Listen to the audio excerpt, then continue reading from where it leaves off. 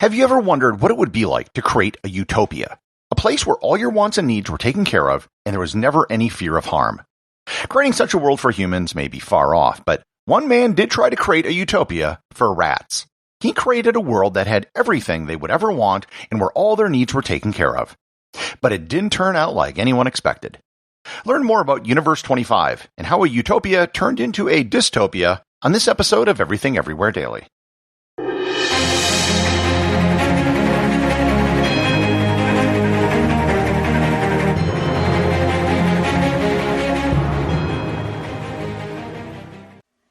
This episode is sponsored by Kachava.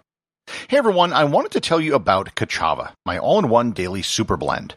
If you're worried that you aren't getting all the nutrients you need or struggling to stay on top of your health, then listen up because Kachava has you covered.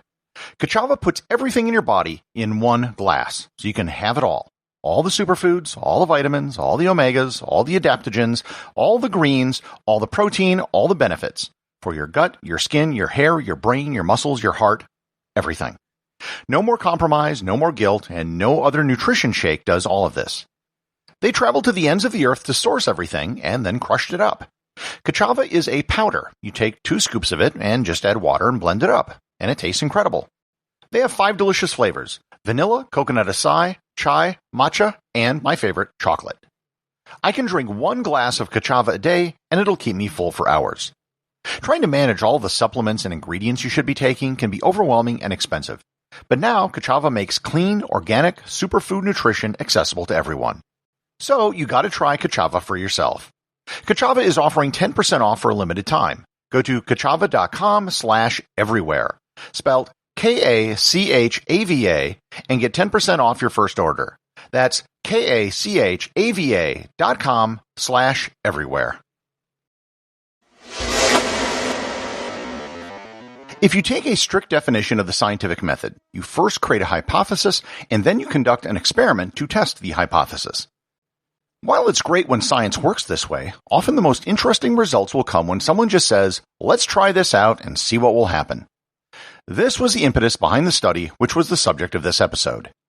An ethnologist by the name of John B. Calhoun, who worked at the National Institute of Health, devised a study in 1958 that would take place on Norwegian rats. In a barn in rural Maryland, he created what he figured would be a rat paradise. In this rat utopia, there would be no shortage of food or water. There would be no predators. Plus, there would be plenty of space for the rats to live and build nests. The area for the rats was divided into 4 parts that were 3 meters by 4.3 meters by 2.7 meters in height. There was a hallway around the structure, and all of the rooms had glass ceilings so the researchers could see what was happening. He ran these experiments for a total of 4 years before having to cease the experiments to take a sabbatical at Stanford. He wrote up his findings for Scientific American, and the results became famous in several communities. But more on the results in a bit. In 1968, he once again went back to the Rat Utopia blackboard, and at this time he ran the 25th version of the experiment, hence the name Universe 25. This setup was a bit different. For starters, he used mice instead of rats, and he created some vertical tunnels for the mice to access nesting areas, but other than that, the mice would have had everything they needed just like the other experiments. The only real limit on the mice was space. There was a finite amount of space, but he estimated that Universe 25 could hold 3,840 mice. The experiment started with 8 mice, 4 males and 4 females.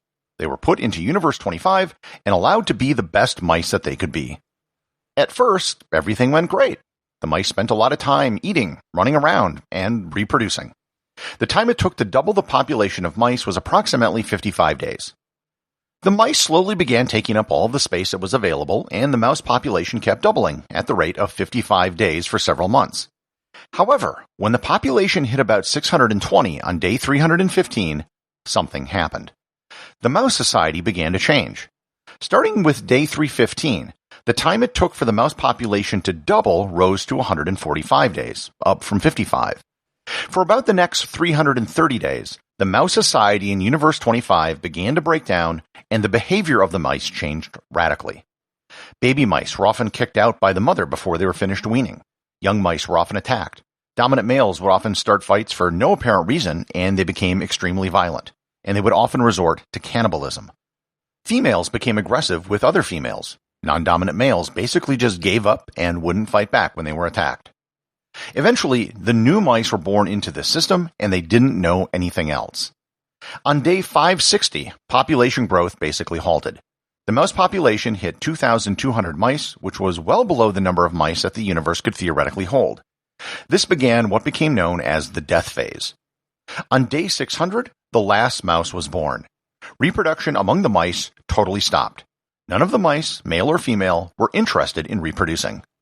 One group of mice separated themselves, and they were dubbed the beautiful ones by the researchers.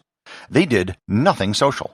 They didn't reproduce, they didn't mark territory, they didn't fight, they didn't do anything. They engaged in no social activity whatsoever.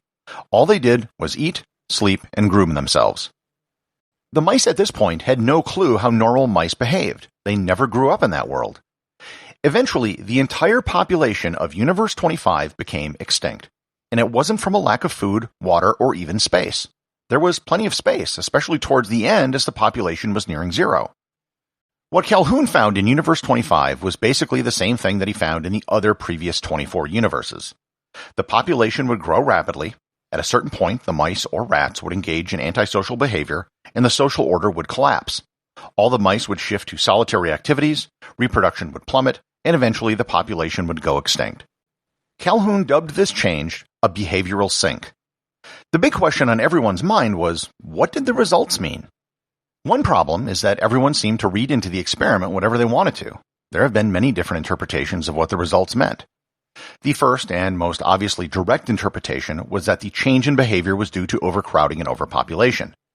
This is certainly a plausible hypothesis. However, the population didn't come close to its maximum capacity, and given the parameters of the experiment, there were never a shortage of resources. Another explanation has to do with social roles. There are only so many social roles that can be filled in a mouse society. When mice fall outside of these roles, such as being a dominant male, in nature they would just go off somewhere else and perhaps find a different mate. In Universe 25, there was nowhere to go. This caused social problems to be inserted into the mouse society that otherwise would never exist in nature. Yet another theory is that there was too much socialization. Laboratory rats raised in isolation can often have stunted development. However, perhaps there are problems that can be at the other end of socialization as well. Those were just the theories to explain what happened to the rats and the mice. Everyone then had theories for what it meant for humanity. In the 1960s, some felt that the overpopulation and dense crowding in cities like New York had led to a general sense of apathy. This, it was claimed, was reflected in the murder of Kitty Genovese in 1964, which was reportedly witnessed or heard by 38 people, none of whom came to her aid or called for help. The experiment was used to explain the breakdown of the family. Female mice unwilling to care for their young and violent males were compared to what was happening in people. Movies like Soylent Green were analogous to what some people thought was happening in Calhoun's rat universes. And recently, some people have been making connections between the experiment and how people react on social media. They compare the behavior of subgroups of people on the internet to how some of the mice behaved when they suffered from too much socialization. However, many of these opinions were just that, opinions. They weren't backed up by any actual data, they were just ideas that people were spitballing. For obvious reasons, it would be difficult to replicate a study like this with humans. It would take decades to carry out, not even to consider the ethical issues of keeping someone locked up for that much time. However, some limited studies on humans have been done. There were some sociological tests done on people with limited extreme crowding, but they didn't get the results anything like what Calhoun found for rats and mice. Eventually, researchers began to offer more technical critiques of Calhoun's experiment. For starters, they noted that the utopia he built was really just a prison. The mice did have everything they wanted except for space. And that isn't much different than humans in a prison who are fed. Mice in the wild would never live their entire lives in confines so small. As with prison, it allows for the most aggressive mice to control everything, which eventually leads to the breakdown of the whole society. Over the years, the interpretation of Calhoun's experiment has changed to reflect whatever the current issue of the day is. Ultimately, humans are not rats or mice, especially when it comes to socialization. Humans have long memories and can reason our way out of situations that rodents can't. Nonetheless, the rodent experiments of John B. Calhoun have been the inspiration for several fictional works, including Judge Dredd and Mrs. Frisbee and the Rats of Nim.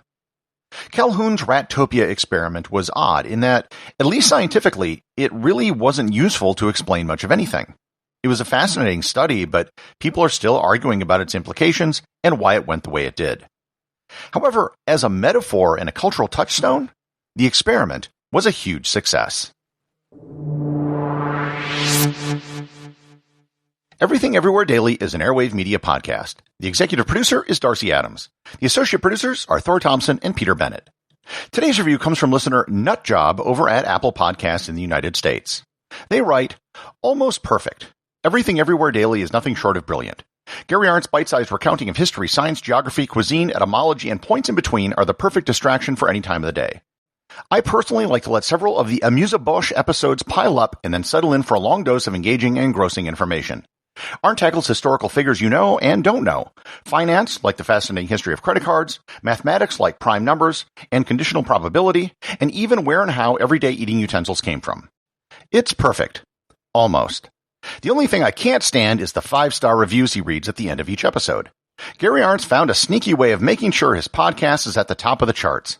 He essentially bribes people to have their own words spoken by him, but if they leave 5-star reviews. That's an underhanded trick, buddy, and it's not nice.